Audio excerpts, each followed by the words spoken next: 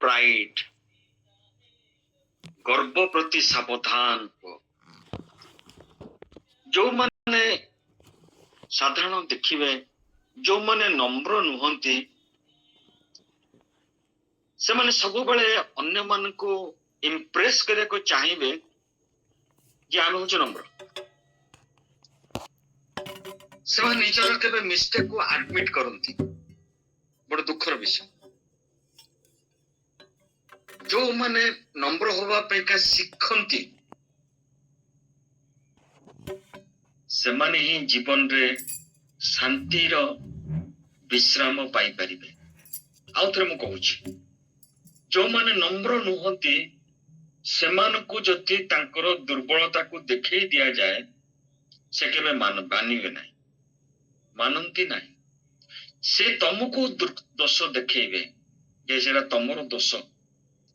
କିନ୍ତୁ ଯୋଉମାନେ ନମ୍ର ଲୋକ, ସେମାନେ ଜୀବନରେ ପ୍ରକୃତର ଶାନ୍ତି ଆଉ ବିଶ୍ରାମ ସେମାନେ ପାଆନ୍ତି। ଆମେ ଦେଖିଛୁ, ବା ଆଉ ଥରେ ପଢିବା ଯାକୁବ ତାର 4 ପର୍ବ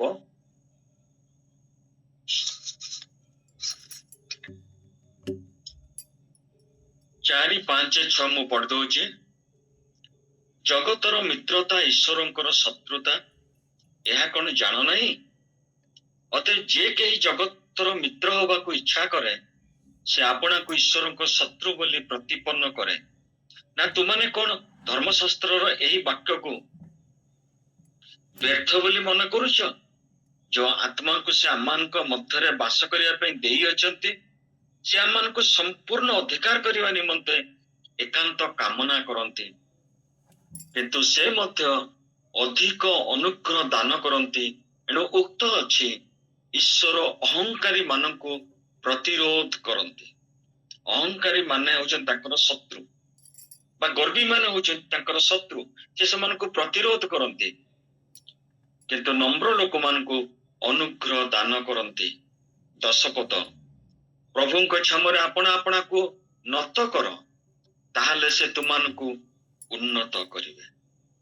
ପ୍ରଭୁଙ୍କ ଛାମୁରେ ଆପଣା ଆପଣାକୁ ନତ କର, ତାହା ହେଲେ ସେ ତୁମମାନଙ୍କୁ ଉନ୍ନତ କରିବେ।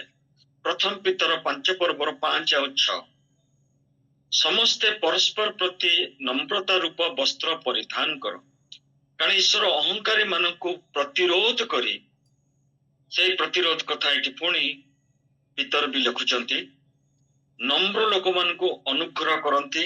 ପୁଣି ସେ ଅନୁଗ୍ରହ, ପୁଣି ସେ ନମ୍ର। ଦୁଇ ଜଣଙ୍କର ଭାଷା ଭିନ୍ନ ଭିନ୍ନ ହେଇପାରେ, କିନ୍ତୁ ଚିନ୍ତାଧାରା ସମାନ। ଅତଏବ ଈଶ୍ୱରଙ୍କର ବଳବନ୍ତ ହସ୍ତ ତଳେ ଆପଣା ଆପଣାକୁ ନତ କର, ଯେପରି ସେ ଯଥା ସମୟରେ ଉନ୍ନତ କରିବେ। ମୁଁ ଆଶା କରୁଛି এই ବାଇବେଲ ଷ୍ଟଡି ଆରମ୍ଭ ପୂର୍ବରୁ ଆପଣମାନଙ୍କ ପାଖରେ ନୋଟବୁକ୍ ଥିବ ବା କାଗଜ ପେନ୍ ଥିବ, ଆଉ এই ପଦ ଗୁଡ଼ିକ ଆପଣ ମାନେ ସବୁ ନୋଟ କରିକି ରଖିବେ। ଜଗତର ମିତ୍ରତା ଈଶ୍ୱରଙ୍କ ଶତ୍ରୁତା, ଏବଂ ସେ କଣ କରନ୍ତି? ଅହଂକାରୀ ମାନଙ୍କୁ ସେ ଶତ୍ରୁ ବୋଲି ଭାବନ୍ତି। ଯଦି ଆମେ ପଚାରିବା, ଅବିକା ଯୋଉ ସିଚୁଏସନ ଚାଲିଛି ଭାରତର, ଆମର ଶତ୍ରୁ କିଏ? ନା ପାକିସ୍ତାନ। ସେମିତି ଈଶ୍ୱରଙ୍କ ଶତ୍ରୁ ହଉଛି ଗର୍ବ ବା ଅହଂକାରୀ ଲୋକମାନେ।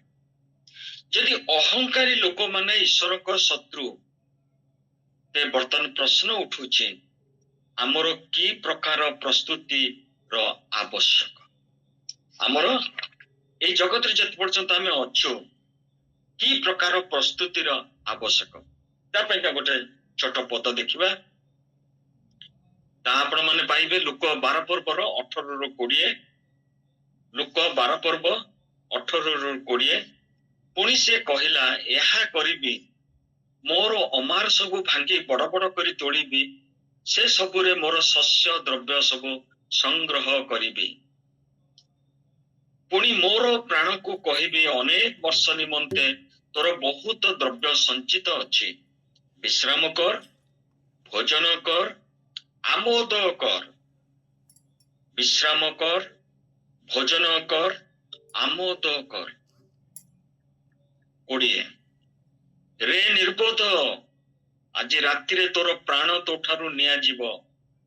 ସେଥିରେ ତୁ ଯାହା ଯାହା ଆୟୋଜନ କରିଅଛୁ, ଯୋଉ ପ୍ରସ୍ତୁତି ତୁ କରୁଛୁ, ଯୋଉ ଭାବରେ ତୁ ପ୍ରସ୍ତୁତ ହେଇଛୁ, ସେ ସବୁ କାହାର ହବ? କ୍ୱେଶ୍ଚେନ କରିକି ଛାଡ଼ିଦେଲେ ଯୀଶୁ। ଲୋକ ତାକୁ ଅତି ସୁନ୍ଦର ଭାବରେ ଲେଖିଛନ୍ତି।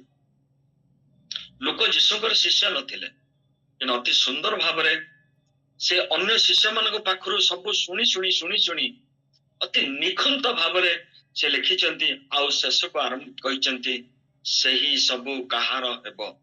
ଆଜି ବି ଈଶ୍ୱର ପଚାରୁଛନ୍ତି, ଯାହା କିଛି ଆମମାନେ ପ୍ରସ୍ତୁତ ହଉଛୁ ବା ପ୍ରସ୍ତୁତ କରିଛୁ ବା ପ୍ରସ୍ତୁତ କରିବାକୁ ଯାଉଛୁ, ଯଦି ଆମମାନଙ୍କର ଆଜି ବିଚାର ପାଖରେ ଆମମାନେ ଉପସ୍ଥିତ ହବୁ, ଆଗରୁ ବି କହିଛି, ଏବେ ବି କହୁଛି, ମଦର ଟେରେସାଙ୍କର ସେ କଥା ପ୍ରତିଦିନ ଭାବନ୍ତୁ, ଆଜି ଗୋଟେ ନୂଆ ଦିନ, ଆଜି ମୋ ଜୀବନର ଶେଷ ଦିନ, ଆଜି ପ୍ରଭୁ ମୋର ବିଚାର କରିବେ। ଏଭଳି ଭାବରେ ଭାବିକିରି ଆଜିର ଦିନକୁ ଆପଣ ସେଇ ଅନୁସାରେ ଆପଣ ପରିଚାଳନା କରନ୍ତୁ। ଆଉ ଗୋଟେ ପଦ ଦେଖିବା, ଗୀତ ତାର 39 ପର୍ବର 6 ପଦ, ସାମ୍ସ 39 verse 6, ସେ ଧନ ଗଦା କରେ, ଆଉ କିଏ ତାହା ସଂଗ୍ରହ କରିବ ଜାଣେ ନାହିଁ। ଏଇଟା ହଉଛି ମନୁଷ୍ୟର ସବୁଠୁ ଅପରିପକ୍ୱତା। ସେ ଧନ ଗଦା କରେ, ଏମିତି କେହି ଲୋକ ନାହିଁ। ପିମ୍ପୁଡ଼ି ମଧ୍ୟ ସେ ବର୍ଷା ଦିନ ପାଇଁ ଧନ ଗଦା କରେ, ମନୁଷ୍ୟ ମଧ୍ୟ ଆହୁରି ତାଠୁ ଚାଲାକ, ସେ ବି ଗଦା କରେ। କିନ୍ତୁ ପ୍ରଭୁ ଜଣେଇବା ପାଇଁ ଦିଅନ୍ତିନି ସେ ଧନକୁ କିଏ ଉପଯୋଗ କରିବ, କିଏ ବ୍ୟବହାର କରିବ, ପ୍ରଭୁ ସେଇଟା ଅଛପା ରଖନ୍ତି। ଦେଖନ୍ତୁ, ଆଉ ଗୋଟେ ପ୍ରସ୍ତୁତି ଚାଲିଛି। କଣ ସେ ପ୍ରସ୍ତୁତି? ପ୍ରଥମ କରନ୍ତି 2 ପର୍ବ 9 ପଦ। କିନ୍ତୁ ଯେପରି ଲେଖା ଅଛି, ପ୍ରଥମ କରନ୍ତି 2 ପର୍ବ 9 ପଦ, no eye has seen, no ear has heard, no mind has imagined the things that has prepared for those who love him. ଚକ୍ଷୁ ଯାହା ଦେଖି ନାହିଁ, କର୍ଣ୍ଣ ଯାହା ଶୁଣି ନାହିଁ, ଆଉ ମନୁଷ୍ୟ ହୃଦୟରେ ଯାହା ଜାତ ହୋଇ ନାହିଁ, ସେ ସମସ୍ତ ବିଷୟ ଈଶ୍ୱର ଆପଣାର ପ୍ରେମକାରୀ ଲୋକମାନଙ୍କ ନିମନ୍ତେ ପ୍ରସ୍ତୁତ କରି ଅଛନ୍ତି। ସେଠି ଗୋଟେ ପ୍ରସ୍ତୁତି ଚାଲିଛି, ଯୋଉ ପ୍ରସ୍ତୁତିକୁ ଆମକୁ କୁହା ହଉନି। କୋଉ ଟାଇପର ପ୍ରସ୍ତୁତି? ଖାଲି ପାଉଲ ରୋମି 8ରେ କହିଲେ, ଯୋଉ ଗୌରବ ପ୍ରଭୁ ଆମମାନଙ୍କୁ ଦେବେ, ସେ ଗୌରବ ଏତେ ମହାନ, ଏତେ ବଢିଆ, ତା ତୁଳନାରେ ଯେତିକି ଆମେ କଷ୍ଟ ପାଉଛୁ, ପର୍ସିକ୍ୟୁସନ, ତାଡ଼ନା, କଷ୍ଟ, ଦୁଃଖ, ସମସ୍ୟା, ତା ଆଗରେ କିଛି ନୁହେଁ। ତେଣୁ ସେଠି ଗୋଟେ ପ୍ରସ୍ତୁତି ଚାଲିଛି, ମନୁଷ୍ୟ ଜଗତରେ ଗୋଟେ ପ୍ରସ୍ତୁତି ହଉଛି। ଆଉ ସେଇ ଯୋଉ ମୂର୍ଖକୁ ପ୍ରଭୁ କହିଲେ, ରେ ନିର୍ବୋଧ। କାହିଁକି କହିଲେ? ଯେମିତି ଆମେ ଦେଖିଲୁ, ସିନ୍ ବା ପ୍ରାଇଡ, ତାର ମଝି ଅକ୍ଷର ବା ମଝି ଲେଟର ହଉଛି ଆଇ। ଯେତେବେଳେ ଆମର ବ୍ୟକ୍ତି କେନ୍ଦ୍ରିକ ଜୀବନ ହୁଏ, ଈଶ୍ୱର କେନ୍ଦ୍ରିକ ଜୀବନକୁ ଛାଡିକି ଯେତେବେଳେ ଆମେ ବ୍ୟକ୍ତି କେନ୍ଦ୍ରିକ ଜୀବନକୁ ପଳେଇ ଆସୁ, ସେତେବେଳେ ମୋର ମୋର ମୋର ମୁଁ ମୁଁ ଏଇଟା ପ୍ରାଧାନ୍ୟତା ଲାଭ କରେ। ଦେଖନ୍ତୁ, ଖାଲି ଜଣେ 2 ଜଣଙ୍କ ପାଇଁ ଏଇଟା ନୁହେଁ, ମାତ୍ର ଅନେକ ଲୋକମାନଙ୍କ ପାଇଁକା ଏଇ ଗର୍ବଟା ଗୋଟେ ନଷ୍ଟର ସମୟ, ନଷ୍ଟକାରକ। ଏ ଜିନିଷ ଆନନ୍ଦର ନୁହେଁ। ଜିସାୟା 14 ପର୍ବ, ଆଇଜାୟା ଚ୍ୟାପ୍ଟର 14 12 13 14, ଜିସାୟା 14 ପର୍ବ 12 13 14, ଏ ଲୁସିଫର, ପ୍ରତ୍ୟୁଷର ପୁତ୍ର, ତୁମେ କିପରି ସ୍ୱର୍ଗରୁ ପତିତ ହେଲ, ତୁମେ କିପରି ଭୂମିରେ ନିକ୍ଷିପ୍ତ ହେଲ, ପୁଣି ତୁମେ ମନେ ମନେ କହିଲ, ତୁମେ ମନେ ମନେ କହିଥିଲ। କୋଉଠି ସେ କହିଥିଲା? ସେ ନିର୍ବୋଧ ଲୋକ, ସେଇ ମୂର୍ଖ ଲୋକ, ସେ ବି ତାର ମନେ ମନେ ସେ କହିଲା, ଏହା କରିବି। ଆଜି ଲୁସିଫର ବି ତାର ମନେ ମନେ କହିଲା, ସ୍ୱର୍ଗାରୋହଣ କରିବି। ମନେ ମନେ ଆମ୍ଭେ ପରମେଶ୍ୱରଙ୍କର ନକ୍ଷତ୍ର ଗଣର ଊର୍ଦ୍ଧ୍ୱରେ ଆପଣା ସିଂହାସନକୁ ଉଚ୍ଚୀକୃତ କରିବା। ଆମେ ଉତ୍ତର ଦିଗର ପ୍ରାନ୍ତ ସ୍ଥିତ ସମାଗମ ପର୍ବତରେ ଉପବିଷ୍ଟ ହେବା। ଆମେ ମେଘମାନଙ୍କର ଉଚ୍ଚସ୍ଥଳୀର ଊର୍ଦ୍ଧ୍ୱକୁ ଆରୋହଣ କରିବା। ଆମେ ସର୍ବପରିସ୍ତ୍ରଙ୍କ ତୁଲ୍ୟ ହବା। ତାପରେ ଆପଣ ମାନେ ଜାଣିଛନ୍ତି ତାର କଣ ହେଲା, ସେ କିଭଳି ଭାବରେ ପତିତ ହେଲା।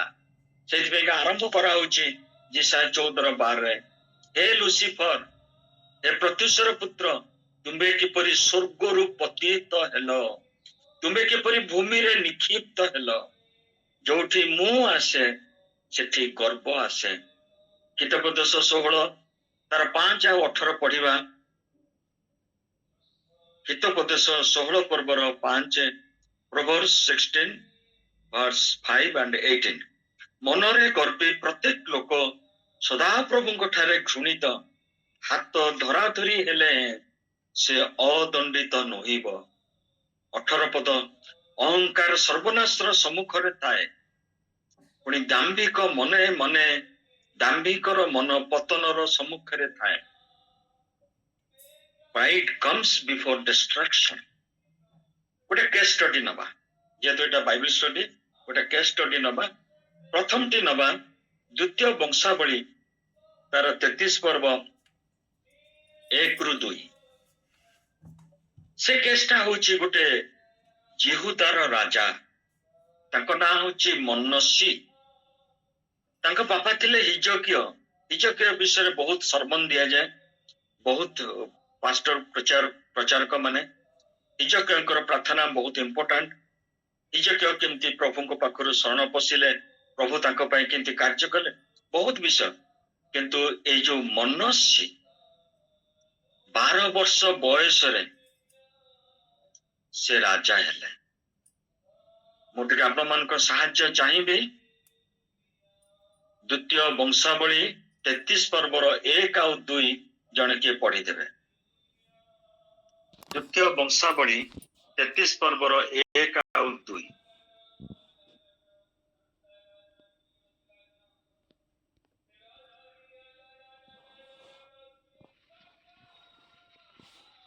ମନସ୍ସି ରାଜ୍ୟ କରିବାକୁ ଆରମ୍ଭ କରିବା ସମୟରେ 12 ବର୍ଷ ବୟସ୍କ ଥିଲେ ଓ ସେ ଜିରୁସାଲମରେ 55 ବର୍ଷ ରାଜ୍ୟ କଲେ। ପୁଣି ସଦାପ୍ରଭୁ ଯେଉଁ ଅନ୍ୟ ଦେଶୀୟ ମାନଙ୍କୁ ଇସ୍ରାଏଲ ସନ୍ତାନଗଣ ସମ୍ମୁଖରୁ ଦୂର କରିଦେଇଥିଲେ, ସେମାନଙ୍କ ଘୃଣାଯୋଗ୍ୟ କ୍ରିୟାନୁସାରେ ସେ ସଦାପ୍ରଭୁଙ୍କ ଦୃଷ୍ଟିରେ କୁକର୍ମ କଲେ। କୁକର୍ମ କଲେ। ଆଉ ଥରେ କୁହନ୍ତୁ, କୁକର୍ମ କଲେ। କାହା ଦୃଷ୍ଟିରେ? ସଦାପ୍ରଭୁଙ୍କ ଦୃଷ୍ଟିରେ କୁକର୍ମ କଲେ। ବାପା ହଉଛନ୍ତି ଗୋଟେ ଭଲ ଲୋକ, ହିଜକିୟ, ଆଉ ସେ ପ୍ରଭୁଙ୍କର ଇଚ୍ଛା ଅନୁସାରେ କାର୍ଯ୍ୟ କରନ୍ତି।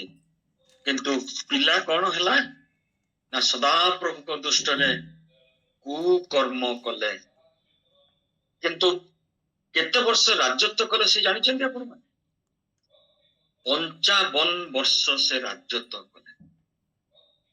55 years ରାଜତ୍ୱ କଲେ।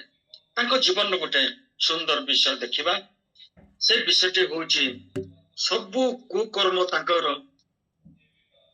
ଫରେନ୍ ଗଡ ମାନଙ୍କୁ ଆଣିଲେ, ତାଙ୍କର ସେବା କଲେ, ଧୂପ ଜାଳିଲେ, ଅମୁକ ତମୁକ ସବୁ କୁକର୍ମ କଲେ। ଯେତେବେଳେ 10 ପଦକୁ ଆମେ ଆସୁଛୁ, ଏଇ ଦ୍ୱିତୀୟ ବଂଶାବଳୀ 33ର 10 ପଦକୁ ଆସୁଛୁ, ସେତେବେଳକୁ ଲେଖା ହେଇଛି ମନସ୍ସିଙ୍କର ଅନୁତାପ। ମନସ୍ସିଙ୍କର ଅନୁତାପ। ତେଣୁ ସଦାପ୍ରଭୁ ମନସ୍ସି ଓ ତାଙ୍କର ଲୋକମାନଙ୍କୁ ନାନା କଥା କହିଲେ, ମାତ୍ର ସେମାନେ କିଛି ମନୋଯୋଗ କଲେ ନାହିଁ, କାରଣ ସେମାନଙ୍କର ସବୁ କାର୍ଯ୍ୟ କୁକର୍ମ ଥିଲା।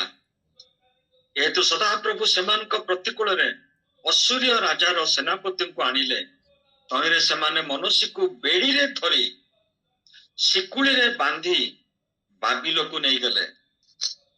ଯଦିଓ ଏଠାରେ ଲେଖା ହେଇନି, କିନ୍ତୁ ସେଇ ସମୟର ସିଷ୍ଟମ ଥିଲା, ଯେତେବେଳେ ସେମାନେ ପରାଜିତ ଦେଶର ବନ୍ଦୀମାନଙ୍କୁ ନେଇକି ଯାଉଥିଲେ,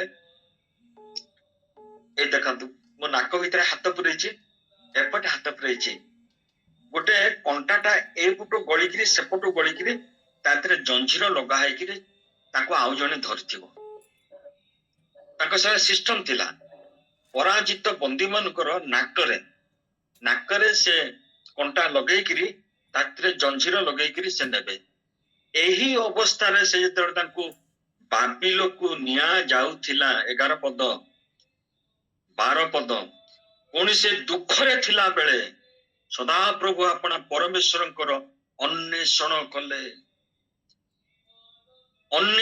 कले दुख रे थिबा बेले कोन हैला अपना पितृगणर परमेश्वर को छामुरे अपना को अतिशय नम्र कले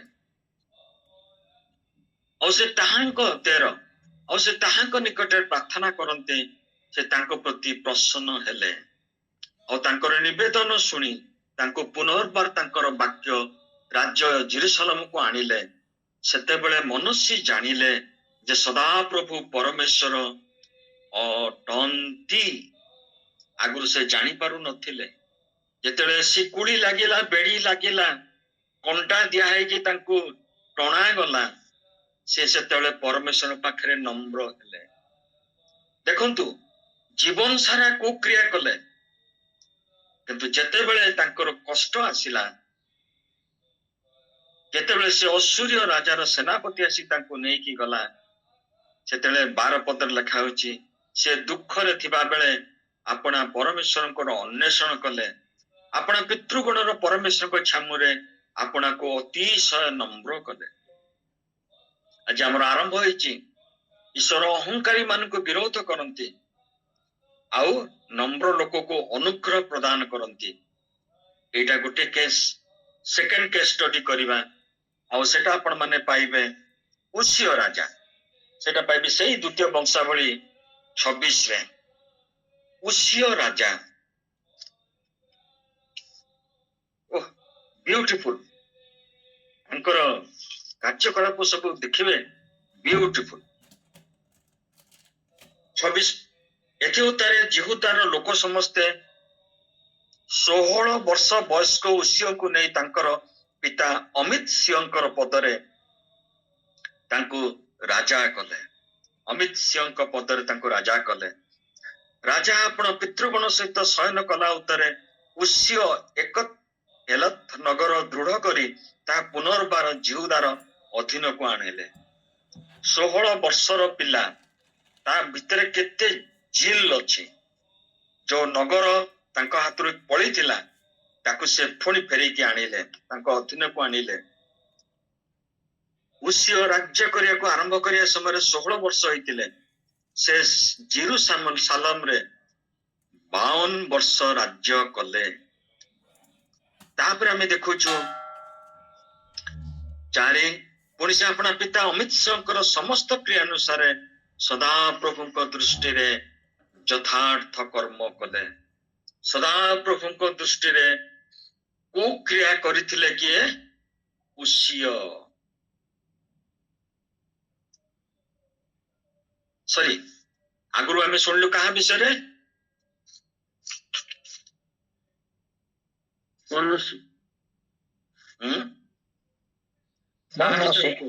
मनुष्य तो बर्तमान उसिय से कुकर्म करुनाहांती 26:4 सदा प्रभु को दृष्टि रे यथार्थ कर्म कले नो कुकर्म यथार्थ कर्म कले ओह केते सुंदर पद 5 आ परमेश्वर को दर्शन संबंध रे बुद्धिमान जिखरियर समय रे से परमेश्वर को अन्वेषण करिया पई आपना को निविष्ट कले से जेते काल सदा प्रभु को अन्वेषण कले सेते काल परमेश्वर तांको कृत कार्य होबा पई देले as long as he sought the Lord God made him to prosper जेते काल से परमेश्वर को अन्वेषण कले परमेश्वर तांको कृत कार्य होबा पई देले केते सुंदर बिगिनिंग गोटे राजार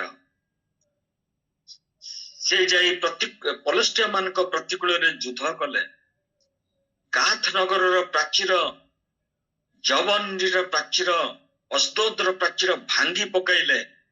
ଅସ୍ତୋଦ ଦେଶରେ ପଲିଷ୍ଟିଆ ମାନଙ୍କ ମଧ୍ୟରେ ନାନା ନଗର ନିର୍ମାଣ କଲେ। ଯେମିତି ଗାଜାକୁ ବର୍ତ୍ତମାନ ଇସ୍ରାଏଲ ମାଡ଼ି ବସିଛି, ତାର ନିଜର ବୋଲି ବି କହିସାରିଲାଣି, ସେମିତି ଏଇ ଯାଇକି ପଲିଷ୍ଟିଆ ମାନଙ୍କର ଜାଗାରେ ତାଙ୍କ ଦୁର୍ଗ ଭାଙ୍ଗିକିରି ତାକୁ ଅଧିକାର କରିଦେଲେ। ସାତେ ଆହୁରି ପରମେଶ୍ୱର ପଲିଷ୍ଟିଆ ମାନଙ୍କ ପ୍ରତିକୂଳରେ ଇତ୍ୟାଦି ଇତ୍ୟାଦି ମାନଙ୍କ ପ୍ରତିକୂଳରେ ତାଙ୍କୁ ସାହାଯ୍ୟ କଲେ। ଖାଲି ସେ ଏକା କରିନାହାନ୍ତି, ସେ ପରମେଶ୍ୱରଙ୍କ ସାହାଯ୍ୟ ପାଇଁ ଏ ସମସ୍ତ କାର୍ଯ୍ୟ କଲେ। ଆଉ ତାଙ୍କର ବେଳକୁ ବେଳ ବଳିଷ୍ଠ ହେଲେ। 8 ପଦରେ ତାଙ୍କର ନାମ ମିଶର ସୀମା ପର୍ଯ୍ୟନ୍ତ ବ୍ୟାପ୍ତ ହେଲା। His name spread କୁଆଡକୁ?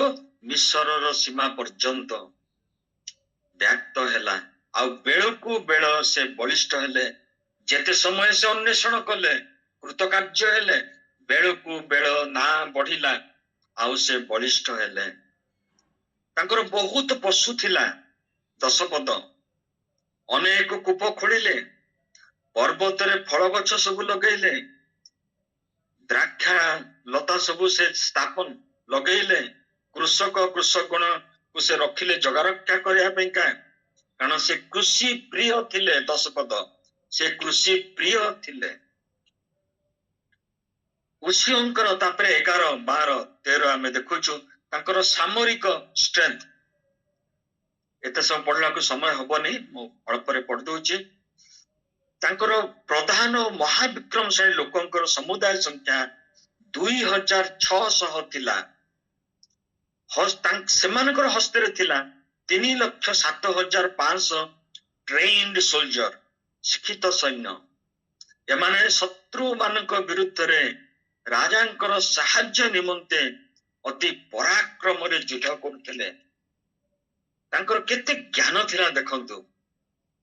ପରମେଶ୍ୱରଙ୍କ ଯଥାର୍ଥ କାମ କଲେ, ଶତ୍ରୁ ମାନଙ୍କ ଦୃଢ ଗଡ଼ ଭାଙ୍ଗି ପକେଇଲେ, ତାକୁ ସବୁ ନିଜ ଆଡକୁ ନେଇ ଆସିଲେ, ଦ୍ରାକ୍ଷା କ୍ଷେତ୍ର ରୋପଣ କଲେ, କୃଷକ ମାନଙ୍କୁ ସେଠାରେ ଅବସ୍ଥାନ କରେଇଲେ, ଏବଂ ସେ କୃଷି ପ୍ରିୟ ଥିଲେ। ପଶୁ ମାନଙ୍କ ପାଇଁ କୂଅ ଖୋଳିଲେ, ସାମରିକ ଷ୍ଟ୍ରେନ୍ଥ ବଢେଇଲେ, ଆହୁରି ସୋଲଜର ମାନଙ୍କୁ ଟ୍ରେନିଂ ଦେଲେ, ମହାବିକ୍ରମଶାଳୀ ଲୋକମାନଙ୍କୁ ସେଥିରେ ତାଙ୍କ ଉପରେ ନିଯୁକ୍ତି ଦେଲେ।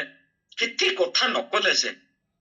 ଆଉ ବର୍ଚ୍ଛା, ଢାଲ, ଟୋପର, ସାଞ୍ଜୁଆ, ଧନୁ, ଛାଟିଣୀ ଏସବୁ ପ୍ରସ୍ତୁତ କଲେ। ସେମାନଙ୍କର ଯୋଉ ସେଇ ସମୟରେ ଯୁଦ୍ଧ ଅସ୍ତ୍ର, ତାକୁ ମଧ୍ୟ ପ୍ରସ୍ତୁତ କଲେ। ପୁଣି 15 ଲେଖା ହେଉଛି, ପୁଣି ତାଙ୍କର ନାମ ବହୁତ ଦୂର ବ୍ୟାପ୍ତ ହେଲା। ଖାଲି ଗୋଟେ ଜାଗାରେ ଲେଖା ହେଇଥିଲା ମିଶର ଯାକେ, ଆଉ କେ ଲେଖା ହଉଛି ବହୁତ ଦୂର ବ୍ୟାପ୍ତ ହେଲା। ସରିଗଲା, କଥା ସରିଗଲା। ଏଇଠୁ ଆସିଲା ଉସିୟଙ୍କର ଅହଙ୍କାର। 16 ପଦରୁ ଆସିଗଲା ଉସିୟଙ୍କର ଅହଙ୍କାର ଏବଂ ଦଣ୍ଡ।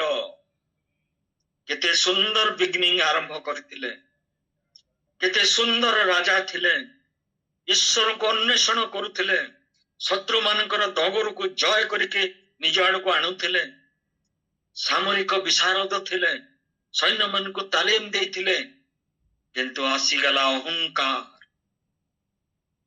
ଆରମ୍ଭ କରିଥିଲେ ଯଥାର୍ଥ ରୂପେ, ଉସି ଆରମ୍ଭ କରିଥିଲେ କୁକର୍ମରେ। ଯେତେବେଳେ ସେ ଅନୁତାପ କଲେ, ନିଜକୁ ନମ୍ର କଲେ, ପ୍ରଭୁ ତାଙ୍କୁ କ୍ଷମା ଦେଲେ, ତାଙ୍କୁ ପୁଣି ତାଙ୍କର ଜେରୁସାଲେମ ରାଜ୍ୟକୁ ଫେରେଇ ଆଣିଲେ। କିନ୍ତୁ ଠିକ ଅପୋଜିଟ ଆମେ ଦେଖୁଛୁ ଉସିୟ। ଏ ସବୁ ହୁଅନ୍ତେ ଯେତେବେଳେ ସେ ଦେଖିଲେ ମୁଁ ଏତେ ବଳବାନ ହେଇଛି, ତାଙ୍କର ମନରେ ଉଦ୍ଧତ ଆସିଲା। ଅନ୍ତ କଣ ଉଦ୍ଧତ ହେଲା। ଯାଜକ ମାନେ କେବଳ ମହାପବିତ୍ର ସ୍ଥାନରେ ଧୂପ ଦେବେ। ସେ କହିଲେ ତମେ କିଏ ହୋ?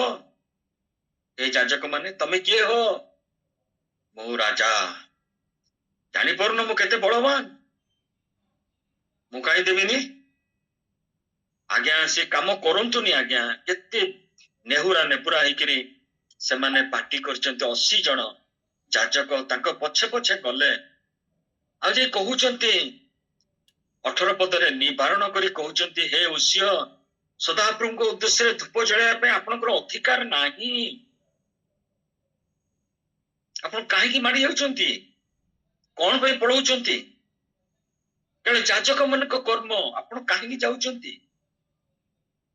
ମାତ୍ର କାହା କଥା ଶୁଣିଲେ ନାହିଁ। ଶୁଣିଲେ ତ ଶୁଣିଲେନି, ପୁଣି ଉସିୟ କୋପାନ୍ୱିତ ହେଲେ, ଆହୁରି ରାଗି ବି ଗଲେ। କାହିଁକି ନା ଆମେ ପଢିଛୁ ହିତୋପଦେଶ 16:18 ଯେ ଡିଷ୍ଟ୍ରକ୍ସନ ପୂର୍ବରୁ ଗର୍ବ ଆସେ, ପତନର ପୂର୍ବରୁ ଅହଙ୍କାର ଆସେ। ଆଜି ବର୍ତ୍ତମାନ ପତନ ହବା ପାଇଁକା ସେ ଆଗେଇ ଯାଉଛନ୍ତି, ନଟ୍ ନୋଇଂ ଇଟ୍, ନ ଜାଣିକିରି ଯେ କୋଉ ପତନର ସେ ସମ୍ମୁଖୀନ ହେବେ ଜାଣି ପାରୁନାହାନ୍ତି, ଆଗେଇ ଯାଉଛନ୍ତି। କେତେ ଦୁଃଖଦାୟକ ବିଷୟ ପ୍ରିୟ ଭାଇ।